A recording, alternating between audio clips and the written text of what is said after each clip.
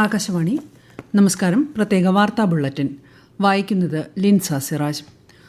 ആധുനിക കാലത്തെ ഏറ്റവും പ്രധാന ആവശ്യകതയാണ് ഊർജ്ജ സംരക്ഷണമെന്ന് രാഷ്ട്രപതി ദ്രൗപദി മുർമു. ദേശീയ ഊർജ്ജ സംരക്ഷണ ദിനത്തിൽ ന്യൂഡൽഹിയിൽ ഈ വർഷത്തെ ദേശീയ ഊർജ്ജ സംരക്ഷണ പുരസ്കാരങ്ങൾ വിതരണം ചെയ്യുകയായിരുന്നു രാഷ്ട്രപതി. സംസ്ഥാനങ്ങളുടെയും കേന്ദ്രഭരണ പ്രദേശങ്ങളുടെയും ഊർജ്ജ കാര്യക്ഷമത വിലയിരുത്തുന്ന ദേശീയ സൂചികയിൽ 1-ാം സ്ഥാനത്തുള്ള കേരളം രാഷ്ട്രപതിയിൽ നിന്ന് പുരസ്കാരം ഏറ്റുവാങ്ങി. ഊർജ്ജ വകുപ്പ് additional chief secretary A. Puneet Kumar, energy management centre director doctor R. Harikumar എന്നിവർ പുരസ്കാരം സ്വീകരിച്ചു. പ്രധാനമന്ത്രി നരേന്ദ്രമോദിയുടെ ത്രിരാഷ്ട്ര പര്യടനത്തിന് നാളെ തുടക്കമാകും. അബ്ദുള്ള രണ്ടാമൻ ബിൻ അൽ ഹുസൈൻ രാജാവിന്റെ ക്ഷണപ്രകാരം ജോർദനിൽ പ്രധാനമന്ത്രി സന്ദർശനം നടത്തും. ജോർദനുമായി നയതന്ത്ര ബന്ധം സ്ഥാപിച്ചതിന്റെ 75-ാം വാർഷികത്തോടനുബന്ധിച്ചാണ് സന്ദർശനം. ഈ മാസം 16-ന് എത്യോപ്യയിലും തുടർന്ന് ഒമാനിലും പ്രധാനമന്ത്രി സന്ദർശനം നടത്തും. ഓസ്ട്രേലിയയിൽ സിഡ്നിയിലെ ബോണ്ടി തീരത്ത് ഭീകരർ നടത്തിയ വെടിവയ്പിൽ 12 പേർ കൊല്ലപ്പെട്ടു. സംഭവം ഞെട്ടിപ്പിക്കുന്നതും ദുഃഖകരവുമാണെന്ന് ഓസ്ട്രേലിയൻ പ്രധാനമന്ത്രി ആന്റണി അൽബനീസ് പറഞ്ഞു. പ്രധാനമന്ത്രി നരേന്ദ്രമോദി, ബ്രിട്ടീഷ് പ്രധാനമന്ത്രി Keir Starmer, German chancellor Friedrich Merz, France president Emmanuel Macron, Italy പ്രധാനമന്ത്രി Giorgia Meloni, European Commission president Ursula von der Leyen തുടങ്ങിയ ലോക നേതാക്കൾ ഭീകരാക്രമണത്തെ അപലപിച്ചു. ഇന്തോനേഷ്യയിലെ വടക്കു പടിഞ്ഞാറൻ ദ്വീപായ സുമാത്രയിലുണ്ടായ വെള്ളപ്പൊക്കത്തിലും മണ്ണിടിച്ചിലിലും 1000-ലധികം പേർ മരിച്ചു. 1 ലക്ഷത്തിലധികം കെട്ടിടങ്ങൾ തകർന്നു. ജനാധിപത്യത്തിൽ ഓരോ സ്ഥാപനത്തിനും അതിന്റേതായ പരിധികളുണ്ടെന്ന് governor Rajendra Vishwanath Arlekar.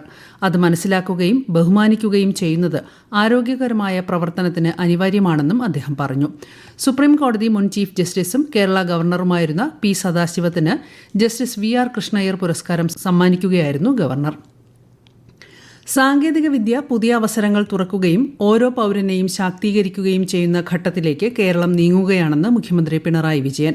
Startup mission സംഘടിപ്പിച്ച ഹഡിൽ ഗ്ലോബൽ 2025-നെ അഭിസംബോധന ചെയ്യുകയായിരുന്നു മുഖ്യമന്ത്രി. വോട്ടർ പട്ടിക പ്രത്യേക തീവ്ര പരിഷ്കരണം സംബന്ധിച്ച് കോൺഗ്രസ് ആശയക്കുഴപ്പം സൃഷ്ടിക്കുകയാണെന്ന് BJP.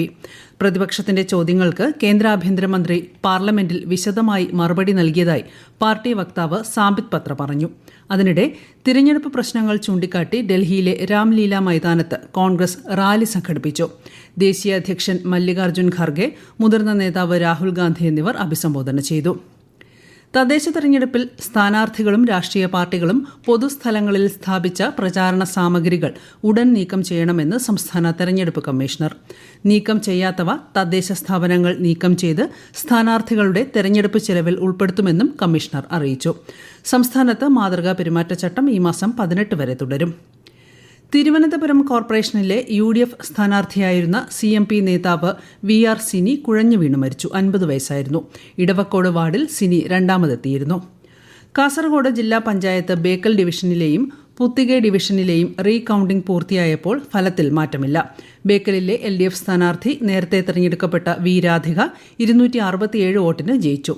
റീകൌണ്ടിംഗിലും രാധിക വിജയിച്ചതോടെ കാസർഗോഡ് ജില്ലാ പഞ്ചായത്ത് ഇടതുമുന്നണി ഭരിക്കും. ഡൽഹിയിൽ വായുമലിനീകരണം അതിരൂക്ഷം. ഗുരുതര സാഹചര്യം മുൻനിർത്തി എല്ലാ സ്കൂളുകളിലും 9 മുതൽ 11 വരെ ക്ലാസുകൾ ഹൈബ്രിഡ് രീതിയിൽ നടത്താൻ വിദ്യാഭ്യാസ ഡയറക്ടറേറ്റ് നിർദ്ദേശം നൽകി. ദേശീയ തലസ്ഥാന മേഖലയിലെ വായു ഗുണനിലവാര സൂചിക പലയിടങ്ങളിലും 400 കടന്ന പശ്ചാത്തലത്തിലാണ് തീരുമാനം.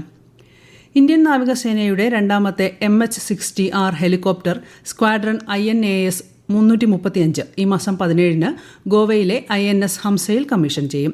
നാവികസേനാ മേധാവി അഡ്മിറൽ ദിനേശ് കെ ത്രിപാഠി ചടങ്ങിൽ പങ്കെടുക്കും. BJPയുടെ ദേശീയ വർക്കിംഗ് പ്രസിഡന്റായി മുതിർന്ന പാർട്ടി നേതാവും ബീഹാർ മന്ത്രിയുമായ നിതിൻ നബീനെ നിയമിച്ചു. നേരത്തെ കേന്ദ്ര സഹമന്ത്രി പങ്കജ് ചൌധരിയെ പാർട്ടിയുടെ ഉത്തർപ്രദേശ് അധ്യക്ഷനായും തെരഞ്ഞെടുത്തിരുന്നു. നടിയെ ആക്രമിച്ച കേസിൽ വിചാരണ കോടതിയുടെ വിധിക്കെതിരെ അപ്പീൽ പോകുമെന്ന് മന്ത്രി P. രാജീവ് പറഞ്ഞു.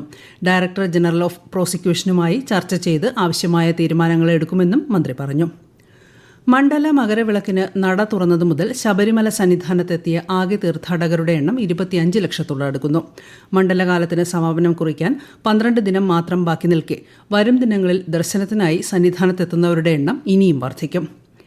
കേരള രാജ്യാന്തര ചലച്ചിത്രമേളയുടെ 3-ാം ദിനത്തിലും പ്രേക്ഷകരുടെ വൻ തിരക്ക്.